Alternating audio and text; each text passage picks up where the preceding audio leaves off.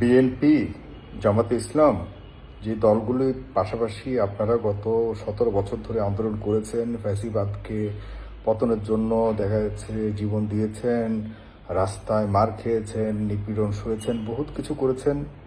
আপনাদের ভবিষ্যৎ ভালো না। আমি আন্দাজ করে অনুমান করে অর্ধেক মিথ্যা আর সত্যকে মিলিয়ে কোনো কথা বলা পছন্দ করি না। আমি যা বলি তা যে শতভাগ সঠিক হবে সেটাও আমি মনে করি না। তবে আমার অনুমান নির্ভর যে আমি আমার ধারণাগুলি আপনাদের সাথে শেয়ার করি, সেগুলি কখনো কখনো সংগঠিত হয়েছে। এর শতভাগ না হলেও অন্তত পক্ষে মেজরিটি পার্ট সঠিকভাবেই প্রতীয়মান হয়েছে, বিভিন্ন সময় বিভিন্ন আঙ্গিকে বিভিন্ন প্যাটার্নে। আমি আজকে যে কথাগুলি বলছি আপনার শেষ পর্যন্ত শুনবেন, কারণ আমি একটু শেষের দিকে মূল কথাগুলি বলার চেষ্টা করি। আজকে দেখলাম যে আমাদের বাংলাদেশ থেকে ভারতে 1200 মেট্রিক টন ইলিশ পাঠানো হয়েছে, এবং যে ইলিশগুলি খুবই চমৎকার ইলিশ পাঠানো হয়, ওখানে কিন্তু বড় বড় সাইজের ইলিশগুলি পাঠানো, এবং সবচেয়ে মানে একদম মধুর মতো স্বাদের যে আমাদের ইলিশগুলি সেগুলি পাঠানো হয়, একদম রিয়াল পদ্মার ইলিশ পাঠানো হয়। কেন পাঠানো হবে? আগের সরকারগুলি পাঠিয়েছে, তাদের দ্বিপাক্ষিক অনেক কমিটমেন্ট ছিল। শেখ হাসিনা সেখানে মিষ্টি মিষ্টি জিনিস পাঠাতো, তার নিজস্ব একটা স্বার্থ ছিল। সে ফ্যাসিবাদের যে ইচ্ছে কায়েম করবার জন্য, তার যে ইচ্ছা সেটিকে বাস্তবায়ন করবার জন্য সেটি পাঠাতে পারে। এখন কেন পাঠাচ্ছে? এই সরকার তো বিপ্লবী সরকার, এবং এই সরকারের আসার একমাত্র কারণ ছিল ফ্যাসিবাদ মুক্ত একটি রাষ্ট্র ব্যবস্থা যেমন চালু করবে, পাশাপাশি ভারতের প্রভাব মুক্ত একটি সরকার, একটি সার্বভৌম স্বাধীন বাংলাদেশ করবার জন্য তাদের প্রতিজ্ঞা ছিল। যারা অন্ততপক্ষে যারা লড়াই করেছে এই সরকারকে বসাবার জন্য, এই তো ছিল প্রতিজ্ঞা।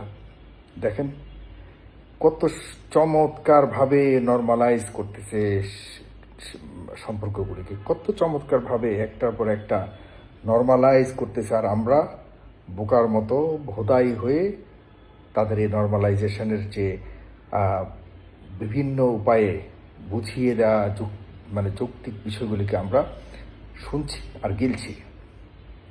কি বলেছে মৎস্যমন্ত্রী? এই ম্যাডাম বলেছেন, ফরিদা আক্তার, তিনি বলেছেন যে এটি আমরা চাইনি পাঠাতে, কিন্তু তারা অনুরোধ করেছে বারবার। শেখ হাসিনাকেও এরকম অনুরোধ করেছিল, করে করে করে করে শেখ হাসিনাকে এমনভাবে ডুবিয়েছে, শেখ হাসিনা নিজেও টের পায়নি। কারণ সেই বাংলাদেশ হবার পর থেকে এখানে সবসময় চেয়েই গেছে ভারত, আর আমরা দিয়েই গেছি।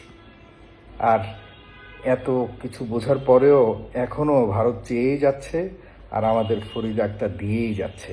শেষ পর্যন্ত কদিন পর আরও অনেক কিছু দেওয়ার পর আমাদের ফরিদা আক্তার বা আমাদের সরকারের ইচ্ছা ছাড়া তো আর ফরিদা আক্তার তো দেননি, এটা সরকারের ইচ্ছা। সরকার বলবে আমরা যা দিয়েছি ভারতকে, ভারত আর কখনোই ভুলতে পারবে না। সুতরাং আমরা আরও ক্ষমতায় থাকতে চাই, এবং অবশ্যই ভারত যেহেতু পার্শ্ববর্তী দেশ, আমাদেরকে পাশাপাশি সরকার হিসেবে আমাদেরকে ক্ষমতায় থাকবার জন্য যে একটি মনস্তাত্ত্বিক দূরত্ব ছিল, দ্বিপাক্ষিক যে সম্পর্কের মধ্যে একটু টানাপোড়েন ছিল, সেগুলি মিটিয়ে টিটিয়ে মোটামুটি আমরা আরও কিছুদিন ক্ষমতায় থাকবার মতো একটা ব্যবস্থা এবং পরিবেশ করে ফেলি। এতে ভারত আমাদের পাশে থাকবে পার্শ্ববর্তী দেশ হিসেবে।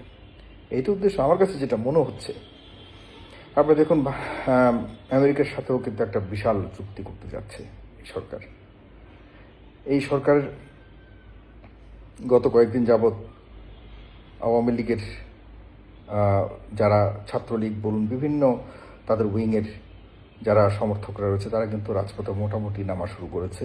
তারা মিছিল দিচ্ছে, কিন্তু সেখানে পুলিশ বাধা দিচ্ছে না।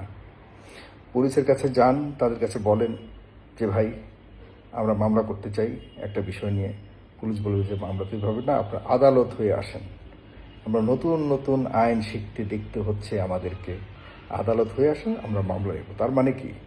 তার মানে সব কিছুকে নর্মালাইজ করে এই সরকার একটা বড় ধরনের সুযোগ খুঁজছে ক্ষমতায় থাকবার জন্য, ক্ষমতায় দীর্ঘদিন এটাকে টেনে নেওয়ার জন্য। এর মানে এই না যে ডক্টর মোহাম্মদ ইউনূস করছে, ডক্টর মোহাম্মদ ইউনূসকে সামনে রেখে একটা বড় ধরনের ষড়যন্ত্র করা হচ্ছে। বিএনপি এবং জামাত ইসলামের এই যে দূরত্ব বর্তমানে রয়েছে, সরকার কি এটাকে মেটাতে পারে না? এটা কোনো ব্যাপার হলো?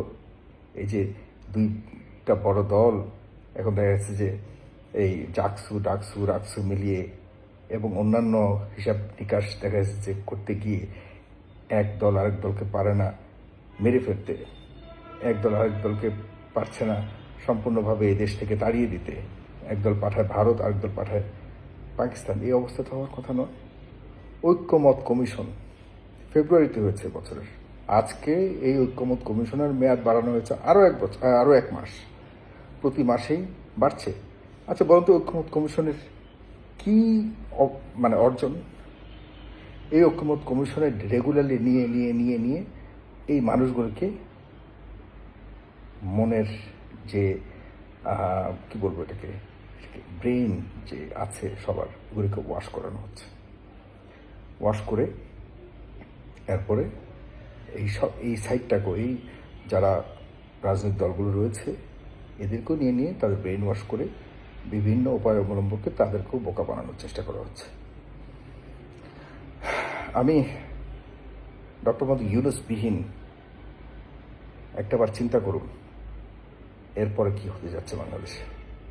একটা প্রশ্ন করুন নিজেকে, ডক্টর মোহাম্মদ ইউনূস সাহেবকে আমি সার্বিকভাবে সহযোগিতা করতে রাজি আছি, এবং উনি ছাড়া এই পোস্ট রেভলিউশনারি যে একটা সিচুয়েশন আমাদের দেশে ছিল এবং হয়ে এই পর্যন্ত এসছে, এটি উনি ছাড়া কোনোভাবেই কল্পনা করা যেত না বাংলাদেশে। কিন্তু আগামীকাল কি হবে, যদি উনি ছেড়ে চলে যান কি হবে? এই সরকারের উপরে আমাদেরকে নির্ভর করতে হবে। সরকারের কী হবে? ডেফিনেটলি এমন কেউ হবে যে ম্যানেজ করে চলতে পারবে। এরপরে কি? এরপর আরও সময় কাটাম। ডক্টর মোহাম্মদ ইউনূস ছেড়ে চলে যাবে, ওনাকে আর দোষ দিতে পারবেন না আপনি। উনি ওনার মতো করে চলে যাবে, চুপচাপ থাকবেন। এরপর যা হতে যাবে বা যা হবে সেগুলো কি ট্যাকেল দেওয়ার মতো আমাদের সেই শক্তি আছে কারো? সেগুলি আমরা কীভাবে ম্যানেজ করব?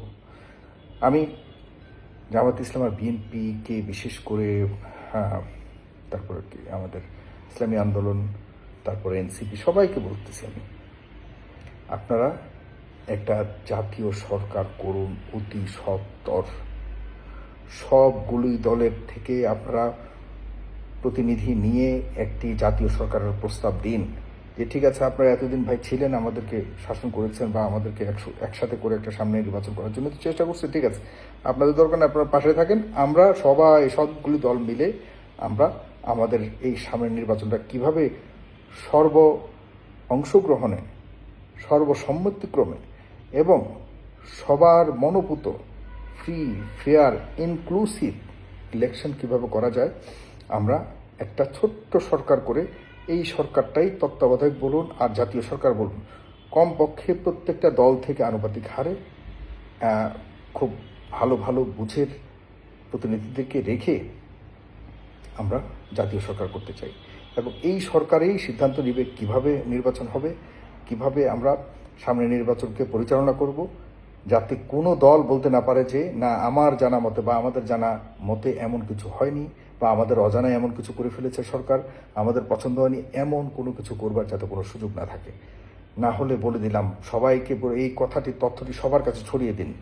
জাতীয় সরকার নাম আপনি যে নামই দেন, আমি যেটা বলতে চাচ্ছি যে সবগুলি দলের এখনো সময় আছে, যারা রক্ত দিয়েছেন গত 17 বছর, যারা এই ফ্যাসিবাদের কারণে জীবন বিপন্ন করেছেন, অনেক রক্তের বিনিময়ে, অনেক মানুষের জীবনের বিনিময়ে, 24 যুদ্ধের বিনিময়ে আমরা এই নতুন একটা চান্স পেয়েছি, গোল্ডেন চান্স। এটাকে নষ্ট করেন না প্লিজ, গোল্ডেন চান্সকে নষ্ট করবেন না। আপনারা এখনই সিদ্ধান্ত নেন, সবাই মিলে একটা সরকার গঠন করুন, সবাই মিলে। এর মধ্যে যাতে কোনো কিন্তু না থাকে। আমার কথাটা আজকে এটা রেকর্ড করলাম আপনাদের জন্য, এটা রেখে দিয়েন, একসময় কাজে আসবে। ধন্যবাদ।